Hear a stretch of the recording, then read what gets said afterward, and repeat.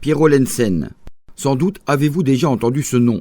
Issu d'une vieille famille visétoise, Pierrot est une figure locale, voire internationale. Un artiste reconnu à la carrière bien remplie, qui a fait qu'il n'a pas toujours vécu à Visé.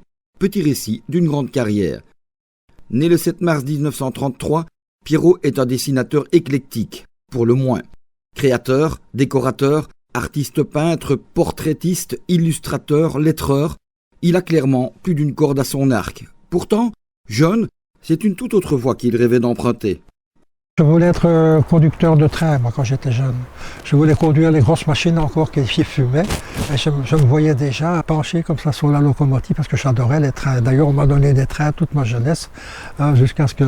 voilà. Jusqu'à ce que son papa décide de procéder à une orientation professionnelle. On a vu un certain docteur Lodan qui m'a ausculté, qui m'a regardé, qui m'a posé des questions. Monsieur Lensen, je crois que votre fils... il serait mieux dans les arts, etc. Parce que je crois qu'il a quelque chose. Ce n'était pas celle souhaitée initialement, mais la machine était lancée. Après avoir suivi les cours à Saint-Luc, l'Expo de Bruxelles 58 se profilait à l'horizon. Il y fera une participation remarquée. Par la suite très sollicité, il finira par rentrer à la Sabena, la compagnie aérienne nationale à l'époque de toute sa splendeur. La Sabena qui était toujours la maison clé, là où je me disais toujours, ça, je n'y arriverai jamais.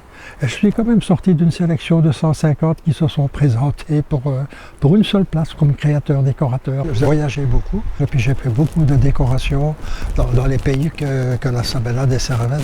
Une autre grande expérience de sa vie le verra passer 3 années dans le Hainaut, du côté de Brugelette. J'ai connu M. Don, qui est le président du parc Perideisa, anciennement Paradisio. Donc, Nous avons beaucoup discuté de nouvelles mises en page et j'ai fait quelques projets. Donc, il y en a quelques-uns qui ont été retenus. Parmi ceux-ci, le grand bateau Mersus Emergo, au milieu de la mare centrale du parc, ou encore les fresques du village africain.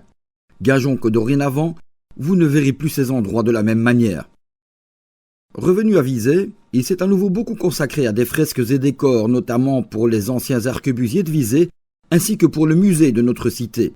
Toujours bien actif, il travaille aussi conjointement avec sa femme, Sylviane Godet, elle aussi artiste, spécialisée dans la création de bijoux, dont nous vous parlerons également bientôt.